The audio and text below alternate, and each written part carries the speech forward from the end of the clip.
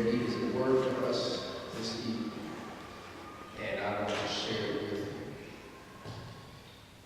Tonight we're going to go to John chapter 21. It is a phenomenal passage here. Starting at verse 1, it reads, "After this, Jesus revealed himself again to the disciples by the Sea of Tiberias. And he revealed himself in this way.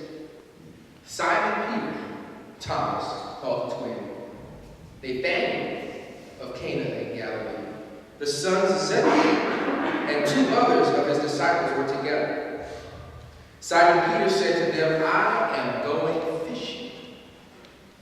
They said to him, 'We will go with you.' They went out and got into the boat, but that night they caught nothing. Just as day was breaking, Jesus stood on the shore. Yet the disciples did not know that it was Jesus. Jesus said to them, 'Children, do you have any fish?' They answered him, 'No.' He said to them, 'Cast the net on the right side of the boat, and you will find some.' So they cast it, and now they were not able to haul it in because of the quantity of fish. That disciple whom Jesus loved therefore said to Peter, 'It is the Lord.' When Simon Peter heard that it was the Lord, he put on his outer garment, for he was stripped for work, and threw himself into the sea.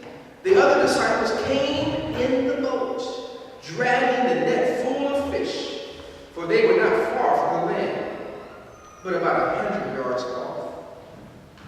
When they got on land, they saw a charcoal fire in place, with fish laid out on it, and bread. Jesus said to them, 'Bring some of the fish that you have just caught.' So Simon Peter went aboard and hauled the net ashore, full of large fish, 153 of them. And although there were so many, the net was not torn. Jesus said to them, 'Come and have breakfast.' Now none of the disciples dared ask him, 'Who are you?' They knew it was the Lord. Jesus came and took the bread and gave it to them, and so with the fish. This was now the third time that Jesus was revealed to the disciples after he was raised from the dead. 153 fish. This is an interesting passage in the Bible, one that many of the commentaries don't really mess with. And often they deal with it because our friend Peter left. Peter got off the boat, put on his clothes, and went into the sea. And as the disciples were hauling in the fish, Peter was not there. And most would deal with the fact that Peter was dealing with the fact that he had denied Jesus 3 times. Even though he said he wouldn't. And his guilt created in him a sense where he just couldn't even show his face. We know that right after this passage that Jesus calls him forth and they have a one-on-one. And Jesus would later commission him, and Peter becomes the first bishop of Rome. But that's not what we want to preach tonight. We want to preach about this. Have you ever been in a situation where you ask for prayer, and while asking for prayer, you actually verbalized or articulated the response to your prayer? I mean, have you ever asked for prayer and said, you know, what I really need is da da da da da da da da da da da. And what you articulate is the very thing. That sometimes our requests and petitions for prayers are actually the result of the prayers. I can work with this a little bit. We often ask God for the patience to be able to endure the things that we're going through. But in asking God for patience, we acknowledge that it's indeed patience that we need. So, in a sense, we've already told God that I already know that the answer to my prayer is to be patient. But I need your help to realize how patience comes about. We think about the situations that we're in. The disciples, it was early in the morning, they had fished all night, hadn't caught anything. And here Jesus is and says, look, just cast your net on the other side. And I could imagine the fishermen in the boat saying, look, we tried this side, we tried that side. If we only try this side, then we're getting there, we're trying that. And Jesus says the obvious, not to minimize the impact of Jesus, because we know that Jesus performed a miracle right there. But the fact is, the disciples understood that if at first you don't succeed, you continue to try. You don't give up. And so the reality is that the miracle often is in the determination and the perseverance to continue on the journey. Most of our miracles in this Christian walk are a result of not giving up, of not throwing in the towel.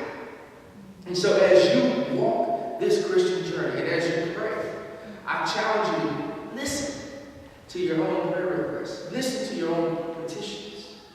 Sometimes in your articulation of what you are praying for, you already have the answer and the response. So the challenge is, can we accept the challenge to listen to ourselves? Can we hear our inner voices when we begin to pray? Can you hear what the unspoken piece is? Can you sense what is not going on? Can you feel what is in the atmosphere? Here's a challenge for us. God is always talking, and God is always moving. And we have an understanding that we need to move alongside of God, with God. And many times we get stuck in our own stuff, in our own way. So as we pray, and I'm convinced that although I thought that March was going to be our month of prayer, I'm convinced that all 2013 is our year of prayer. I'm just convinced of it, because I'm watching what God is doing in the lives of each of us, just by our obedience of understanding the power of prayer, understanding the exercise of prayer, understanding the discipline of prayer, understanding the power of prayer. Because it's in prayer that we allow ourselves to quiet down and calm down, to sense God's presence, and also to sense our own presence. God created us, and when God created us, God said that you were good already. And half the time we don't trust our own inner instincts, those things that God has already put in us. And so as we move forward in prayer, as we move forward with patience and courage, as we move forward in persistence and determination to do what God has called us to do, I'm challenging each of us to hear ourselves, not only as we pray, but even before we pray. We often sing the song, God, oh Lord, hear our prayer, hear our prayer. And I want to challenge us to hear our petition, so that we can sincerely acknowledge what it is that we understand that God is doing to us